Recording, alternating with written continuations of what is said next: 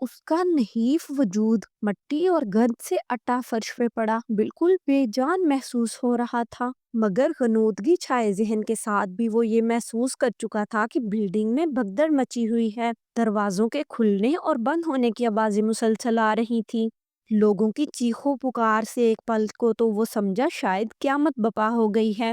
جو خاموش عمارت سے یوں اچانک شور اٹھ رہا تھا، اس کو وقت کا حساب بھول چکا تھا۔ دن، گھنٹے، منٹ سب گڈمڈ ہو چکے تھے۔ یہ بھی یاد نہیں رہا تھا کہ آخری دفعہ حلق سے نوالا کب اتارا۔ پانی جیسی نعمت کی قدر اب ہوئی تھی جب اپنی عیاشی میں کی گئی کئی گھنٹے کے حساب سے سوئمنگ اور لمبے لمبے شاور یاد آتے تو دل سے بے اختیار آ نکلتی۔ اب تو اس کو باتھ روم کی بھی ضرورت محسوس نہ ہوتی تھی۔ جب کچھ کھاتا تو جسم ویسٹ بناتا۔ اس سے یاد آیا کہ وہ اپنی بالکنی میں پڑے جھولے پہ بیٹھا ہوا تھا، ماہا اس کی گود میں تھی۔ جب بھی جھولا اوپر کو جاتا اس کی ماہا کے لمبے بال اڑ کر اس کے باپ کے چہرے کو چھوتے۔ دونوں باپ بیٹی اکٹھے پوئم پڑھ رہے تھے۔ رائم کی آواز کہیں دب گئی، ماہا کی آواز بھاری بوٹوں کی دمک میں بدل گئی۔ حارث نے آنکھیں کھول کر دیکھنا چاہا، مگر اندھیرے میں باریک سی روشنی کی لائن نظر آئی جو آوازوں کے ساتھ گڈمڈ ہو رہی تھی۔ سر، وکٹم مل گیا ہے، ہم اس کو باہر لا رہے ہیں، اوور اینڈ آؤٹ۔ وہ ایک دفعہ پھر جھولے پہ بیٹھ گیا جو نرم نرم حرکت کے ساتھ ہلتا رہا۔ کبھی گھوپ اندھیرا ہو جاتا، کبھی تیز روشنی اس کی آنکھوں کی بند پتلیوں پہ زوردار دستک دیتی۔ کئی آوازیں جاگتی پھر ایک دم خاموش ہو جاتی، پر اب جب بھی وہ ہوش میں آتا وہ محسوس کرتا تھا کہ اس کا جسم بے جان نہیں تھا، بلکہ اب اپنے جسم میں ہلکی پھلکی توانائی پیدا ہوتے ہوئے محسوس کر سکتا تھا، پر اتنی زیادہ نہیں۔ اس دن پہلی دفعہ کوئی شناسا آواز سماعت سے ٹکرائی۔ حارث کا بہت جی چاہا کہ جلدی سے آنکھیں کھول کر صاحب آواز کا دیدار کرے، مگر چاہ کر بھی وہ اپنے گرد چھائے اندھیرے سے لڑنے میں کامیاب نہ ہو سکا۔ اگر تم لوگوں کو حارث اسرار کی جان عزیز ہے تو 40 کروڑ کا انتظام کرنا ہوگا۔ اتنی بڑی رقم ہمارے پاس موجود نہیں ہے، اور تم بول رہے ہو کہ تمہارا بھتیجا میرے پاس ہے۔ تم میرے بھائی کو چھوڑ دو، میں تمہارے بھتیجے کو تمہارے حوالے کر دوں گا۔ دوسری جانب نذیر حسین ایسے ہنسا جیسے تاشفین نے کوئی لطیفہ سنا دیا ہو۔ بھتیجا میرا اگر کسی کام کا ہوتا تو وہ تمہارے ہاتھ اتنی آسانی سے نہ آتا، اس کو میری طرف سے گولی مار دو۔ اتنے نکمے انسان کی میری ٹیم میں کوئی جگہ نہیں۔ تاشفین کو نئے سرے سے پریشانی نے گھیرا۔ کیا بشارت حسین بھی تمہارے کسی کام کا نہیں رہا؟ میں نے اس کی حکمرانی میں 21 سال گزارے ہیں، ہر فیصلہ اس کا ماننا پڑتا ہے، محنت میں کرتا ہوں، نام اس کا ہوتا ہے۔ میں نے بہت سوچ کر بشارت حسین کے کیس سے دوری اختیار کر لی ہے، اس لیے جو موہرے تم نے اپنے بھائی کو بچانے کے لیے چلنے تھے وہ ناکام ہو گئے ہیں۔ میری طرف سے دونوں کو مار دو، مجھے بس اپنی رقم سے غرض ہے۔ تمہارے پاس کل شام 4 بجے کا وقت ہے، اس کے بعد میں باری باری تمہارے بھائی کے جسمانی اعضاء تمہیں بھجوانا شروع کر دوں گا۔ میرے سامنے غریبی کا رونا مت رویا جائے۔ حارث کی بیوی بہت دفعہ بہت سی محفلوں میں اپنی دولت اور بینک بیلنس کا ذکر سرعام کر چکی ہے۔ اس کو بولو آج اگر سہاگ کی ضرورت ہے تو اپنے سیٹھ باپ کی تجوریوں کے منہ کھولے، ورنہ کل 4 بجے کے بعد اپنے شوہر پہ فاتحہ پڑھ لے۔ فون بند ہو گیا۔ تاشفین نے میز پہ رکھا گلاس اٹھا کر دیوار پہ دے مارا۔ سیٹھ صاحب ہارے ہوئے انداز میں بولے، میں زیادہ سے زیادہ 30 کروڑ کا انتظام کر سکتا ہوں۔ الماس، تم اپنی فرینڈ سے رابطہ کرو، تمہارا سارا حلقہ احباب بہت امیر ہے، اگر کوئی 10 کروڑ کی رقم دے دیتا ہے تو ہم حارث کو بچا سکتے ہیں۔ ڈیڈی، مجھے 4 دن پہلے یہ کال آئی تھی، میں نے جس شخص کو بھی اپنا مسئلہ بتایا اس نے دوبارہ حال پوچھنا تو درکنار میرا فون تک نہیں اٹھایا ہے۔ میں اپنے ملنے والوں سے رابطہ کرتا ہوں۔ ڈیڈی، میں یہ گھر کاروبار سب بیچنے کو تیار ہوں، بس حارث کو بچا لیں۔ میں تمہارے گھر اور کاروبار کو شامل کر کے ہی 30 کروڑ تک پہنچا ہوں۔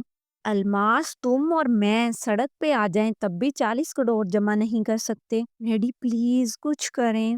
میں اور کیا کروں، اپنی ساری عمر کی پونجی تک گوانے کو تیار ہوں، کیا یہ کم ہے؟ پھر بھی میں کوشش کرتا ہوں، اگر کوئی مجھے 10 کروڑ کا قرضہ دے دے۔ تاشفین باہر لون میں نکل آیا۔ اسد کی کال آ رہی تھی جس کو اس نے زبردستی گھر بھیجا تھا۔ جی اسد، کیا اس کا فون آیا یا ابھی تک انتظار ہو رہا ہے؟ کون آیا ہے؟ مگر اس آدمی نے اپنا رنگ بدل لیا ہے، پہلے بھائی بھائی کرنے والا پیسہ پیسہ کر رہا ہے۔ کتنے مانگ رہا ہے؟ 40 کروڑ، کر لیں گے، کوئی مسئلہ نہیں ہے۔ یار بات پیسے کی نہیں، مجھے اس آدمی کا بھروسہ ہی نہیں ہے، یہ منہ بولی رقم لے کر بھی مکر سکتا ہے۔ ہمیں کچھ ایسا پلان ترتیب دینا ہوگا کہ اگر یہ ہمارے ساتھ گیم بھی کر رہا ہے تب بھی ہم کسی طرح ہارس تک پہنچ جائیں۔ میں آپ کو واپس کال کرتا ہوں، آپ بھی سوچیں اس چیز کا حل۔ میں بھی سوچتا ہوں، کیا اس نے کوئی ڈیڈ لائن دی ہے؟ کل شام 4 بجے تک کا وقت دیا ہے۔ اب حل یہی ہے، رقم اپنی مرضی کی جگہ پہ بلا کر دی جائے اور نوٹوں کے درمیان ٹریکر رکھا جائے، کیونکہ اب میں نے تہیا کر لیا ہے کہ اس کی ساری گینگ کو ختم کر کے چین لوں گا۔ آشفین کے الفاظ ابھی منہ میں ہی تھے کہ بازار میں سے گزرنے والی گاڑی سے 2 آدمیوں نے کلاشنکوف کے ساتھ جگر والے بنگلے پہ فائر کھول دیا۔ فائرنگ کرنے والوں کی گردنیں دیوار کے اوپر سے نظر آ رہی تھی۔ وہ لوگ ایک دفعہ فائرنگ کرتے فل سپیڈ سے گزر گئے، پھر مڑ کر واپس آئے۔ آشفین اس وقت بالکل نہتا تھا، رات کے 8 بج رہے تھے، باہر لون کی ساری بتیاں جل رہی تھی۔ اس کی طرف آنے والی 2 گولیاں دونوں دفعہ اس کے تیزی سے بھاگنے کی وجہ سے گملوں میں جا لگی تھی۔ جب تک وہ بھاگ کر اندر سے اپنے لیے کوئی ہتھیار لے کر آیا، چھت پہ بیٹھے فارس نے سیمی آٹومیٹک سنائپر رائفل کی سکوپ میں دیکھتے ہوئے آشفین کی ہدایت پہ 100% عمل کرتے ہوئے نشانہ باندھ کر سب سے پہلے گاڑی کا ٹائر اڑایا تھا،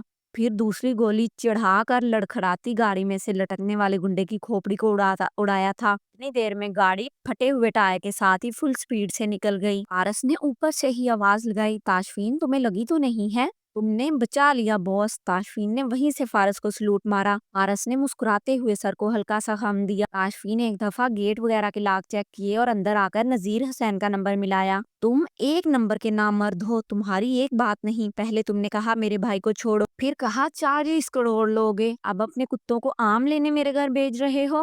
میں بڑا صبر دکھا رہا ہوں، مگر ایک بات تم نہ بھولنا نذیر حسین، اگر میری فیملی میں کوئی جانی نقصان ہوا میں تمہارا حشر کر دوں گا۔ یہ مت سمجھنا کہ مجھے علم نہیں ہے۔ تم اس وقت کس ہوٹل کے کس پرائیویٹ کمرے میں اپنی رکھیل کے ساتھ بیٹھ کر سرے شام جوا کھیل رہے ہو؟ ذرا دھیان رکھنا، لالچ انسان کو اندھا کر کے مارتا ہے۔ اگر اب تمہارا بھیجا کوئی ٹٹو ادھر آیا تو تمہارے گھر کی اینٹ سے اینٹ بجا دوں گا۔ گھر میں اٹھنے والی نسوانی چیخ نے سارا گھر ہلا کے رکھ دیا۔ آشفین نے بمشکل کال کاٹی اور جس جانب سے آواز آئی تھی ادھر کو بھاگ کھڑا ہوا۔ گھر کی دوسری منزل پہ بیڈ روم کی بالکنی میں کھڑی انم چیختے ساتھ ساتھ تھر تھر کانپ رہی تھی۔ آشفین اور فارس آگے پیچھے پھولی سانسوں کے ساتھ وہاں پہنچے تھے۔ بالکنی کے منظر کو دیکھ کر تاشفین کے چہرے کا سارا خون نچڑ گیا۔ فارس کو اپنی ٹانگوں سے جان نکلتی ہوئی محسوس ہوئی۔ تاشفین کے لبوں سے بے اختیار صدا نکلی، یا اللہ کرم، جگن کو گولی لگی تھی۔ تاشفین نے خون میں لتھڑی جگن کے نیم بے ہوش وجود کو سیدھا کر کے اس کی نبض ٹٹولی۔ اگلے پر وہ دھاڑ رہا تھا، فارس جلدی سے گاڑی نکالو، اس کو ہسپتال لے کر جانا ہوگا۔ پھر وہ انم پہ چلایا، یہ یہاں کیا کر رہی تھی؟ جگن کو باہوں میں اٹھا کر نیچے کی طرف جاتے ہوئے ساتھ ساتھ ہدایت کر رہا تھا، حسیم میری جیب سے فون نکالو، اسد کو کال کرو، وہ ادھر گھر پہ آ جائے، ساری بتیاں بند کر دو، دروازے لاک رکھنا، سب کو نیچے تہہ خانے میں لے جاؤ، تم اور اسد اوپر چھت پہ رہ کر نگرانی کرنا، کوئی بھی مشکوک فرد گھر کے جانب آتا دیکھو شوٹ کر دینا۔ جب تک وہ گاڑی تک آیا اس کا چہرہ پسینے میں نہایا ہوا تھا، جگن کا سر اس کے دھڑکتے سینے پہ رکھا تھا، جگن کی آنکھیں بند تھی۔ فارس نے دروازہ کھولا، وہ جگن کو کسی بچے کی طرح گود میں بھر کر سیٹ میں بیٹھ گیا۔ فارس نے اس کا دروازہ بند کیا اور ڈرائیونگ سیٹ سنبھال لی۔ اگلے ہی پل گاڑی گیٹ کے پار کرنے کے بعد ہوا سے باتیں کر رہی تھی۔ تاشفین نے جگن کو ہوش دلانے کی کوشش کی مگر کامیاب نہ ہو سکا، وہ بالکل بے سدھ پڑی تھی۔ جگن ایک دفعہ میری طرف دیکھو، فارس جلدی کر یار، یہ آنکھیں نہیں کھول رہی۔ فارس نے اپنی سی کوشش کرتے ہوئے اس کو بلایا، پیاری آپا ہوش کریں، بھائی گولی کدھر لگی ہے؟ مجھ سے مت پوچھو۔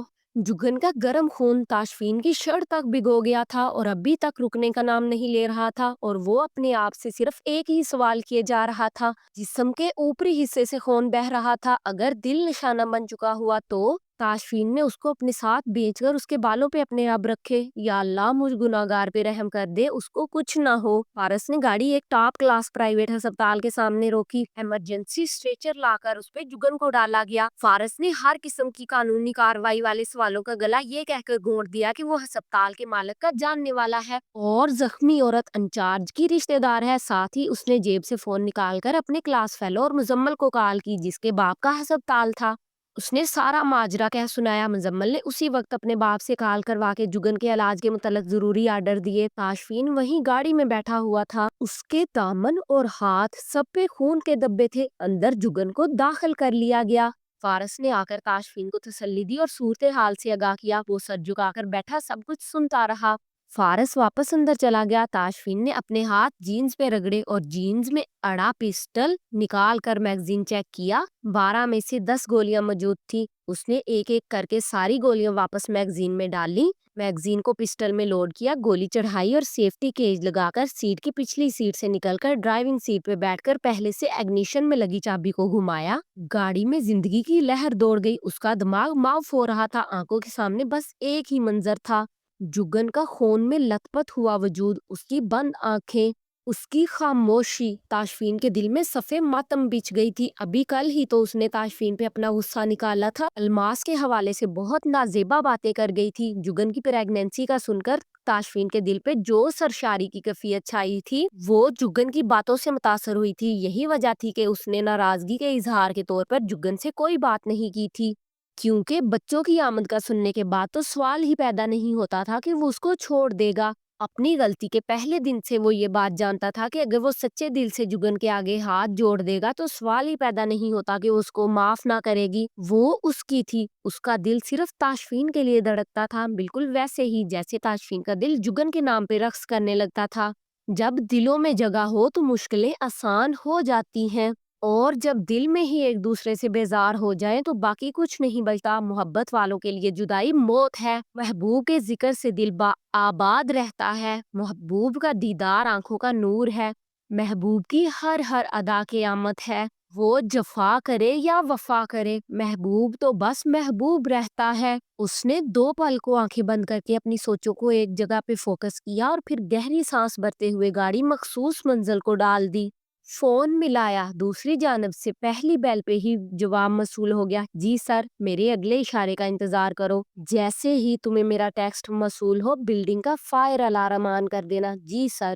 20 منٹ بعد اس کی گاڑی ملک کے ایک بڑے ہوٹل کے سامنے موجود تھی۔ اس نے میسیج میں صرف ایک لفظ لکھ کر بھیج دیا، ناؤ۔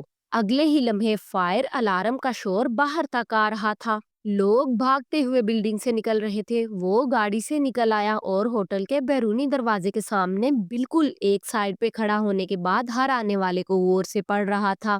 اس کو صرف ایک چہرے کی تلاش تھی۔ لوگوں میں جیسے بھگدڑ مچی ہوئی تھی۔ اس کو ٹیکسٹ موصول ہوا، سر وہ پچھلے دروازے کی جانب جا رہا ہے۔ تاشفین رش میں سے چلتا ہوا دور ہوا اور پھر بھاگنا شروع کر دیا۔ تاشفین جیسے ہی ہوٹل کے پچھواڑے میں بنا پارکنگ لاٹ کے قریب آیا تو بھاگنا ترک کر کے لمبے لمبے ڈگ بننے شروع کر دیے۔ جس وقت وہ نذیر حسین کی گاڑی کے پاس پہنچا، نذیر حسین ڈرائیونگ سیٹ پہ براجمان تھا۔ اس کے ایک گارڈ نے فرنٹ پیسنجر سیٹ کا دروازہ ماڈل فگر کی لڑکی کے لیے کھول رکھا تھا جو اپنی ہائی ہیل کی وجہ سے آہستگی سے چلتی اسی کی طرف جا رہی تھی۔ تاشفین نے پہلے گارڈ کی ٹانگ پہ فائر کیا، وہ دوسرے کی پسلیوں سے نیچے گرا، دونوں گر گئے۔ اس سے پہلے کہ نذیر حسین گاڑی بگا لے جاتا، تاشفین بھاگتا ہوا جا کر کھلے دروازے سے اندر بیٹھ گیا۔ وہ لڑکی چیخے مارتی مخالف سمت میں لڑکھڑاتے ہوئے بھاگتی جا رہی تھی۔ تم جیسے لوگ پانی کا بلبلا ہوتے ہیں، اپنی کوئی جرت نہیں، کوئی جگرا نہیں، فقط ایک دولت کے بل پہ کئیوں کی زندگی سے کھیل رہے ہو۔ اپنے گارڈ کو کتنی تنخواہ دیتے ہو؟ زیادہ سے زیادہ ان کی جان کی کیا قیمت رہتی ہے؟ 50,000؟ ان پچھلے چند دنوں میں تم نے اپنے کتنے آدمی مروا دیے؟ انہیں تم سے محبت تو نہ تھی، نہ وہ تمہاری ماں جائے تھے، وہ تو مجبور لوگ تھے، اپنے پیٹ کی خاطر تمہارے کہنے پہ ظلم کرنے والے۔ ان کی جان تو ٹکوں میں چلی گئی، نہ جانے ان سب کو قبر کے لیے 2 گز زمین بھی میسر ہوتی ہے کہ نہیں، اور یہ سب تمہاری وجہ سے ہوا ہے۔ ایک گندی مچھلی نے کتنوں کو داغدار کیا ہے۔ میں نے تم سے کہا تھا نذیر حسین، اگر میرے کسی فرد کا جانی نقصان ہوا تو تیری اینٹ سے اینٹ بجاؤں گا۔ تم میرا کچھ نہیں بگاڑ سکتے، میرے رابطے نذیر احمد کی بات منہ میں ہی تھی جب تاشفین کے پڑھنے والے مکے نے نذیر احمد کی آنکھوں کے سامنے تارے نچوا دیے۔ تاشفین نے سیدھے ہاتھ کی مدد سے نذیر احمد کا سر پیچھے سے پکڑ کر پوری طاقت سے اس کا چہرہ سٹیئرنگ پہ مارا اور دوسرا مسکا اس کے پیٹ میں مارا۔ نذیر حسین کے اتنے میں ہی کراہ نکل گئی۔ ہمارے رابطے اب اسی وقت کام میں آنے چاہیے، ورنہ میں تمہاری وہ حالت کرنے والا ہوں کہ تم اپنی شکل پہچاننے سے معذور ہو جاؤ گے۔ اگر یہاں پارکنگ لاٹ میں بے بسی کی موت مرنا نہیں چاہتے ہو نذیر حسین تو گاڑی چلاؤ، کہیں فرصت سے بیٹھ کر بات کرتے ہیں، یہاں ہمارے ڈسٹرب ہونے کا خدشہ ہے، میں تمہارے ساتھ کہیں نہیں جاؤں گا۔ تاشفین نے اپنی کوہنی اس کے جبڑے پہ ماری تھی، پسٹل اس کی کن پٹی پہ رکھا اور بولا، نہ تو میرا رشتہ دار ہے، نہ مجھے تم سے کسی قسم کی ہمدردی ہے، بس میری ایک گولی ضائع ہونی ہے اور تمہارا کام ہو جانا ہے، اس لیے عقل سے کام لو، موقع دے رہا ہوں تو اس کا فائدہ اٹھاؤ، چلو۔ نذیر حسین نے ہونٹ سے بہتا خون آستین کے ساتھ پہنچتے ہوئے گاڑی سٹارٹ کر کے آگے بڑھا دی۔ تاشفین نے اس کو بتایا کہ وہ کہاں جا کر گاڑی روکے گا۔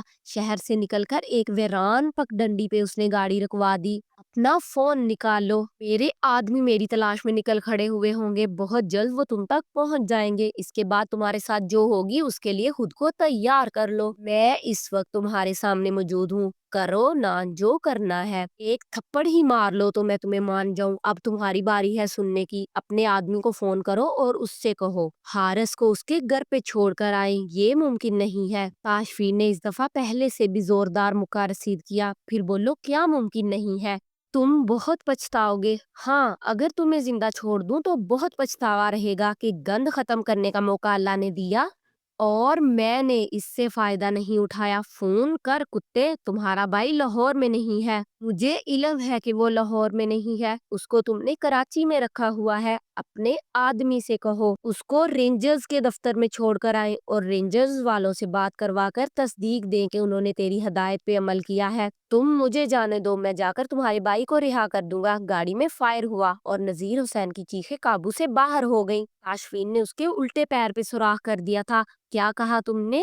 مجھے میرے بھائی کے جسمانی عذاب بھیجو گے؟ اب بتاؤ اگلی گولی تمہارے جسم کے کس حصے پہ ماروں؟ نہ نہیں پلیز مت مارنا، میں کرتا ہوں، میں فون کرتا ہوں۔ 2 منٹ لگے تھے۔ نذیر حسین نے نمبر ملا کر کراچی میں بیٹھے اپنے کارندوں کو حارث کو آزاد کرنے کا حکم دے دیا۔ وہ لوگ حارث کو لے کر رینجرز کی بجائے ایدی سینٹر پہ چھوڑ گئے تھے، وہاں یہ ایدی سینٹر کے ورکرز سے تاشفین کی بات کروا دی تھی۔ آپ کے پاس جو شخص آیا ہے کیا آپ اس سے میری بات کروا سکتے ہیں؟ وہ بات کرنے کی حالت میں ہو تب نا، وہ تو ہونز غنودگی میں ہے، لبوں پہ پپڑیاں جمی ہوئی ہیں، نہ جانے اس شخص کو کتنی بری حالت میں رکھا گیا تھا، پلیز آپ اس کو کسی ہسپتال میں داخل کروا دے، اگلے چند گھنٹوں تک میں خود وہاں پہنچ جاؤں گا۔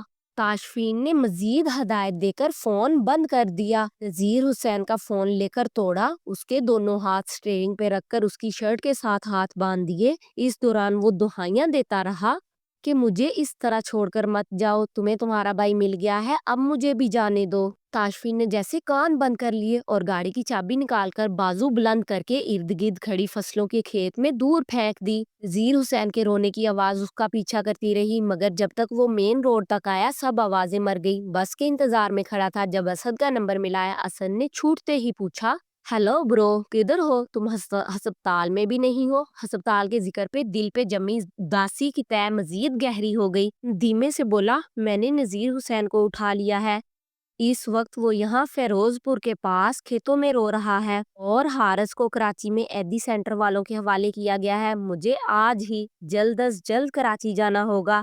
حارث کی حالت نارمل نہیں ہے، اس کو طبی امداد کی اشد ضرورت ہے، مجھے جا کر اس کو وہاں سے لانا ہوگا۔ تم ہسپتال پہنچو، میں اور حسیب کراچی چلے جاتے ہیں۔ نہیں یار، تمہیں مزید زحمت نہیں دوں گا، بھابھی کا آپریشن ہونا ہے، گولی کندھے کے پاس لگی ہے، آخری دفعہ جب فارس سے بات ہوئی تھی تو وہ گھبرایا ہوا تھا کیونکہ بھابھی کا خون نہیں رک رہا تھا، تم کراچی کا کام مجھ پہ چھوڑ دو اور خود ہسپتال کا رخ کرو۔ چلو ٹھیک ہے، میں ہسپتال جاتا ہوں۔ کانپتے ہاتھوں سے کال کاٹی اور فون جیب میں ڈال لیا۔ دل ڈوب رہا تھا اور مسلسل ڈوبتا ہی جا رہا تھا۔ بس تو آئی نہ، لیکن ایک مزدہ آ گیا۔ کاشفین نے بازو کا اشارہ دے کر رکنے کا اشارہ دیا۔ مزدہ تھوڑا آگے جا کر رکا۔ بڑے بڑے ڈھگ بھرتے وہ پہنچ کر مزدے میں سوار ہو گیا، جو پہلے سے ہی سواریوں سے کھچا کھچ بھرا ہوا تھا۔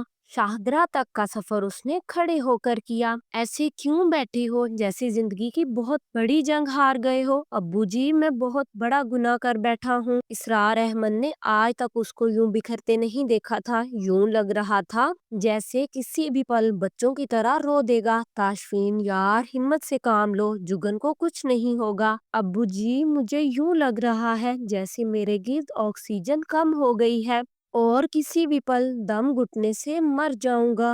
وہ کرسی پہ آگے کو یوں جھک کر بیٹھا ہوا تھا کہ دونوں کوہنیاں ٹانگوں پہ جما کر دونوں ہاتھوں کے پیالے میں سر رکھا ہوا تھا۔ اسرار احمد نے اپنی ویل چیئر اس کے قریب کی اور اس کی کمر پہ ہاتھ پھیرتے ہوئے تسلی کے بول بولنا چاہ رہے تھے، جب ایک دم سر اٹھا کر اپنی شدت ضبط سے سرخ ہوتی نظریں ان پر جما کے بولا، میں نے اس کا دل توڑا ہے، اس کا مان توڑ چکا ہوں۔ مجھے ڈر لگ رہا ہے کہیں ایسا نہ ہو وہ مجھ سے معافی مانگنے کا موقع دیے بغیر مجھے چھوڑ دے۔ اتنی مایوسی اچھی نہیں۔ ہاں، خون بہت بہہ گیا ہے، مگر گولی کسی خطرناک جگہ پہ نہیں لگی ہے۔ انشاءاللہ وہ ٹھیک ہو جائے گی۔ ابو جی، اندر وہ زندگی اور موت کی جنگ لڑ رہی ہے، اس کے جسم میں دو جانیں پل رہی ہیں۔ ان ننھے وجودوں کی رگوں میں میرا خون بھی ہے، اس آپ کے تاشفین کا خون ہے۔ ابو جی، آپ نے ہی کہا تھا کہ نبی پاک کا فرمان ہے، ایک والد کی دعا اپنی اولاد کے حق میں ویسے ہی قبول ہوتی ہے جیسے انبیاء کی دعا اپنی امت کے حق میں قبول ہوتی ہے۔ ابو جی، میں آپ کا بڑا ہی نافرمان بیٹا ہوں، آپ کی دی تربیت کی لاج نہ رکھ پایا۔ آپ نے کہا، بیٹا، نبی پاک صلی اللہ علیہ وآلہ وسلم کا فرمان ہے، مومنوں میں افضل وہ ہے جس کا اخلاق اعلیٰ ہے، اور پھر ان میں سے وہ مزید بہتر ہیں جو اپنی بیویوں کے حق میں مہربانی اور محبت کا معاملہ کرنے والے ہیں۔ ابو جی، میں آپ کا پڑھایا ہر سبق بھول گیا۔ وہ مجھ سے محبت کرتی تھی اور میں ہی اس کے لیے تکلیف کا باعث بنا ہوں، پر ابو جی پھر بھی آپ کے آگے ہاتھ جوڑتا ہوں، آپ اللہ والے ہیں۔ صبح و شام اللہ اور رسول صلی اللہ علیہ وآلہ وسلم کے ذکر سے آپ کی زبان تر رہتی ہے۔ ابو جی، اپنے اتنے تعلق اور قرب والے اللہ اور رسول صلی اللہ علیہ وآلہ وسلم سے کہیں کہ وہ تاشفین کو معاف کر دے، مجھے میری نادانیوں کی اتنی بڑی سزا نہ ملے۔ ابو جی، مجھے ان لمحات میں احساس ہوا ہے کہ میں بڑا ہی کمزور انسان ہوں۔ ابو جی، اپنے بھائیوں کے لیے لڑنے کھڑا ہو جاتا تھا، باپ کی خاطر ہر مشکل کو جھیل سکتا ہوں، پر اس عورت کی تکلیف میرا دل ٹکڑے ہو رہا ہے۔ اپنی اولاد پہ آنچ آتی دیکھ میری ساری طاقت نچڑ رہی ہے، اپنا بظاہر صحت مند و توانا وجود مجھے مٹی کا ڈھیر محسوس ہو رہا ہے۔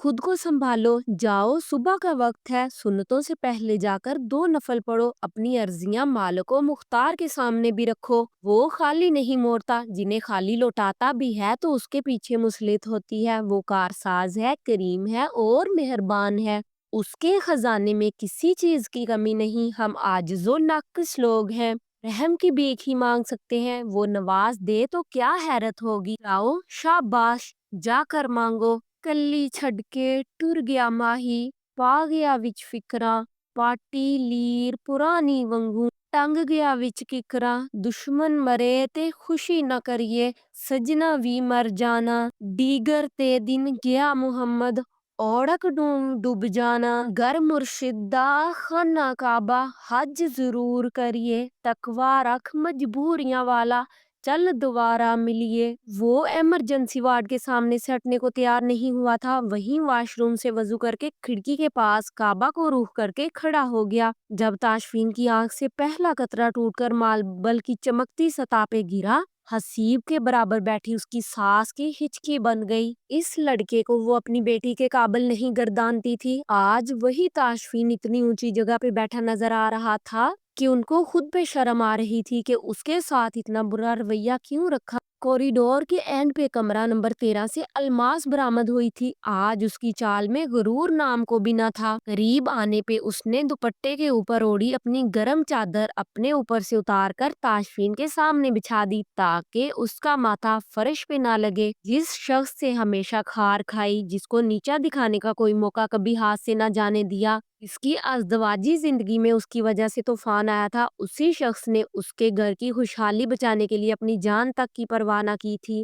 دوپٹے کے پلو سے اپنی آنکھیں صاف کرتی وہ جا کر کھڑکی کے پاس کھڑی ہو گئی، جس کی دوسری جانب گہرے پردے تھے اور ان پردوں کے پیچھے اس کی بہن موجود تھی۔ ٹھنڈے شیشے کی سطح پہ اپنی جلتی ہتھیلیاں رکھ کر وہ سراپا دعا بنی ہوئی تھی۔ اللہ پاک جگن کو واپس کر دے، میں اپنے ضمیر کے بوجھ تلے مر جاؤں گی۔ یا اللہ، ابھی اس نے خوشیاں دیکھنی ہیں، پلیز اس کو کچھ نہ ہو۔ وہ پچھلے 24 گھنٹوں سے انتہائی نگہداشت میں تھی۔ اس کو اب تک 5 خون کی بوتلیں دی جا چکی تھی۔ مسلسل سکون آور دواؤں کے زیر اثر رکھا ہوا تھا۔ ڈاکٹرز پر امید تھے وہ اگلے 24 گھنٹوں میں بہتری کی جانب آئے گی۔